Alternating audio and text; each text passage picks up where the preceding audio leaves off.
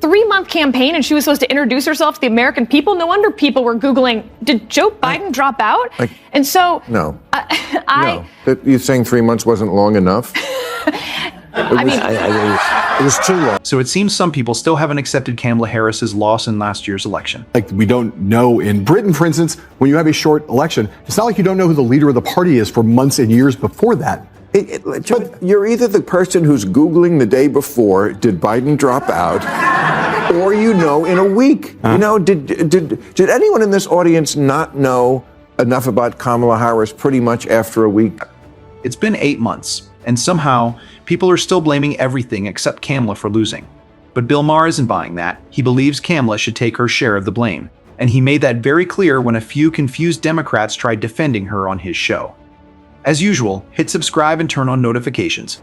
Let's jump right in. The thing the candidates, especially the Democrats, do to get voters annoys them. The constant texting. Did you get the texts like from Tim Walz every 5 minutes and like always begging for money and knocking on doors? We've got people knocking on doors. People don't want knocking on your door. Who in this day and age wants someone knocking on? Kids don't even like it when a phone call. That's like too much of a invasion of their privacy. So Bill lays it all out by listing why voters found Kamala Harris extremely unlikable. And honestly, he had a point. Every reason he mentioned pushed people away and turned voters off. It almost felt designed to chase regular voters away. Democrats only needed a clear message and faith that Americans would accept it. Easy enough, right? But no, they had no message at all. Instead, they focused on pleasing the woke crowd nonstop. When that failed, which was obvious, they didn't adjust. Nope. They switched to tricks, shame tactics, and classic voter games, because why earn support when you can force it? Typical move. Done anything yet, but I understand the. This was the problem. You know, there was a 2014 study that showed that Fortune 500 companies were more likely to pick a female CEO if the company was struggling, basically setting women up for the big job, but to also fail. If they did well, fine. But if they failed, like, look, we have a female CEO while failing. And that's what I feel like they did to Kamala Harris. When Biden refused to step aside and not run again, he was supposed to be that bridge. He backed off on that promise due to arrogance. And then he drops out after a catastrophic debate performance, and they set Kamala Harris up to fail. If you followed this channel for a while, you know wild takes from the left aren't rare. But this one really stands out. Sarah Isgur talked like Kamala Harris was pulled randomly to replace Joe Biden, as if she wasn't vice president for 4 full years, 4 long, public, very visible years. The logic needed to sell that story is impressive. But the left loves rewriting history to protect their own. Never mind, Kamala had plenty of time to win voters over. Spoiler, she failed. And Maher, to his credit, shut that down fast. He called out Isgur directly, no sugarcoating, because someone had to say it. Voters didn't forget Kamala, they turned her down. No, you're saying 3 months wasn't long enough? It was too long. It was long enough. It was long enough. If they had had a primary... It's not that they didn't have time to introduce. They met someone and didn't like them. If they had had a primary, they wouldn't have picked her. And if they had, That's she would have been different. able to Yes. rough out those edges that then she basically has to start from scratch with a campaign team she didn't hire that didn't like her, right? It was his team. And so I wonder if that next Democratic person, maybe someone's not even on our radar yet. Because frankly, when you look at the history of who's there's 2 types. The one who waited in line, who was next in line, and then there's the one who comes out. That's Obama. That's Clinton. That's Reagan to some extent. Sarah Isgur keeps pushing the old idea that Kamala Harris was set up to fail like some political victim. She claims Democrats knew Biden's campaign was doomed. So instead of another old white guy losing, they sacrificed Kamala. How heroic. But let's be real. Kamala got nonstop praise and easy interviews. If anything, she had the safest political setup possible. Harris actually had the best chance against Trump compared to other Democrats then. The issue wasn't who she was. It was her party turning every topic into woke messaging. Democrats didn't help Kamala. They hurt her with constant pandering. And in the end, it wasn't sabotage that ended her run. It was the message or the total lack of one. I'm going to side with Sarah about this one thing. If you're the sitting vice president for a president who has, throughout his entire term in office, been sitting at about somewhere between a 35 and 40% approval rating, people view the Biden administration as a failure. We can have a long discussion about whether they are right about that, about the economy, but the perceptions of the economy were that people thought inflation was too high, people thought we were on the wrong track, 75% wrong track numbers, and this huge inflation overhang. You're the sitting vice president, and you get put on elevated to the top of the ticket 107 days ahead of the election. I think that is a very high degree of difficulty put on anybody. And I do not think she is the perfect candidate. I tend to agree with Sarah that probably in a fully litigated primary, she probably would not have been the Democratic nominee, but we'll never know that. And just when you think the excuse machine can't get any worse, John Heilemann jumps in to help Sarah Isler with full-on damage control. Suddenly, the guy who spent years praising Bidenomics is now admitting the economy was actually a mess. Oh, now it matters. Weren't we told nonstop by CNN and MSNBC that Biden saved the economy from Trump's disaster?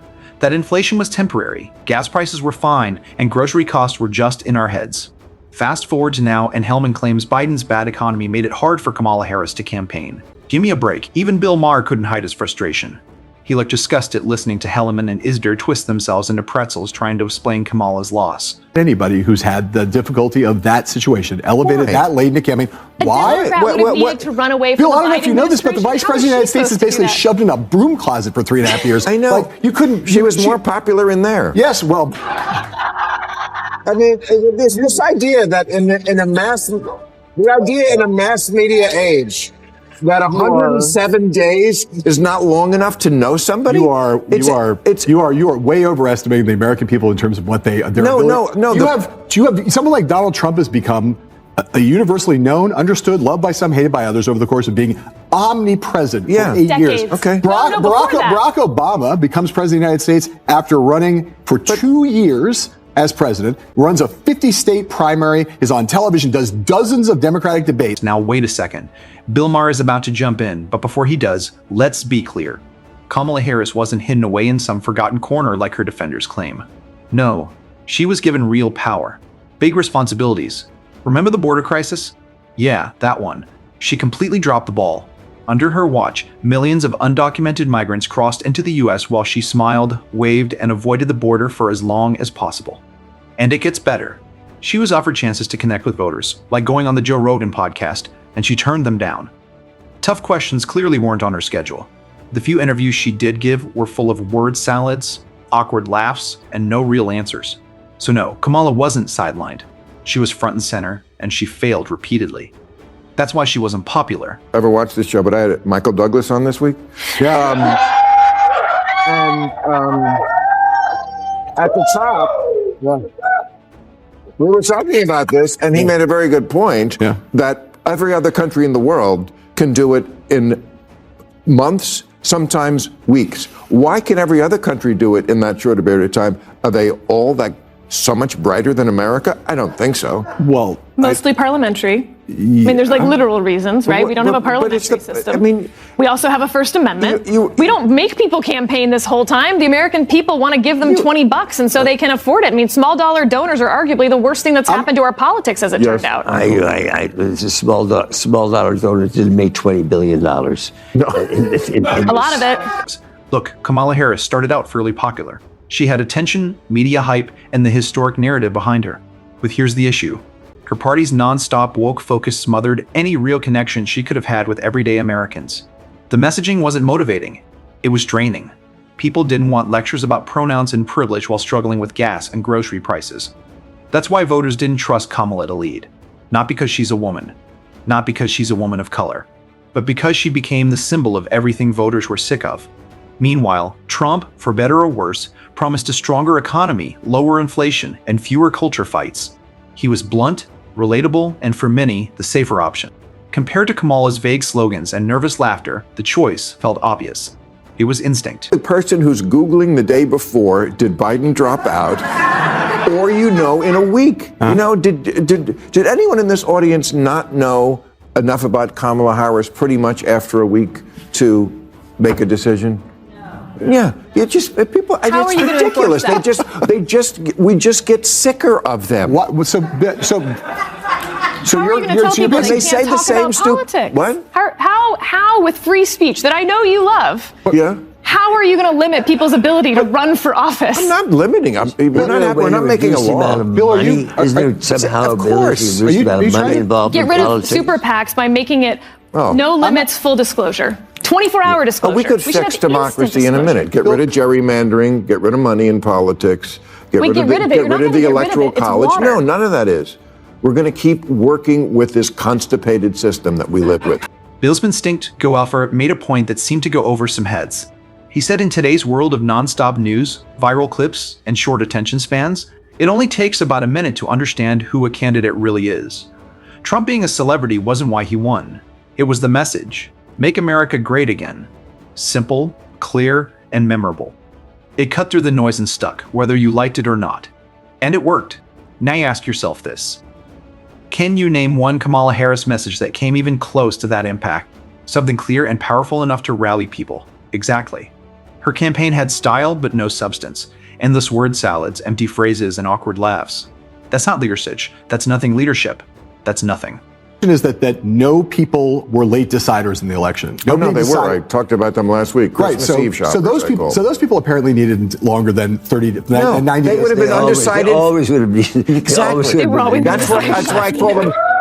I called them, John, I said this last week.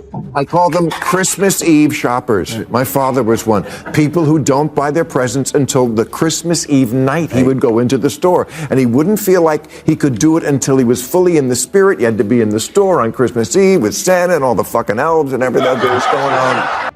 At this point, John Heilemann is clearly panicking. He seriously argues, without even smiling, that undecided voters just didn't have enough time. According to him, 3 months wasn't enough to judge Kamala Harris. Seriously? In the age of TikTok clips and non-stop political coverage, voters can size someone up in seconds. Bill Maher shut that excuse down fast, reminding everyone the US already has one of the longest election seasons anywhere. And even then, people stay undecided until the very end. So no, John, time wasn't the issue. The real problem is Democrats refuse to look in the mirror. They'd rather spin, deflect, and blame timing than admit reality. Kamala Harris had no clear message, nothing memorable, nothing convincing, and nothing that made undecided voters say yes. No amount of media spin or last-minute excuses can hide the truth. Kamala failed to connect with voters. She wasn't ignored. She was given the spotlight and blew it. From the border crisis to forgettable messaging, voters saw through it. And as Bill Maher made clear, the excuses aren't helping. They're embarrassing. Blaming everything except the candidate is how Democrats stay disconnected from reality. Americans want clarity and competence. Kamala delivered neither. That's the story. End of excuses. End of denial. Just the truth. And with that, we wrap up today's video. If you're tired of the media protecting failure, hit like, subscribe, and turn on notifications. We call it straight. No spin, no fluff. Join the discussion. See you next time.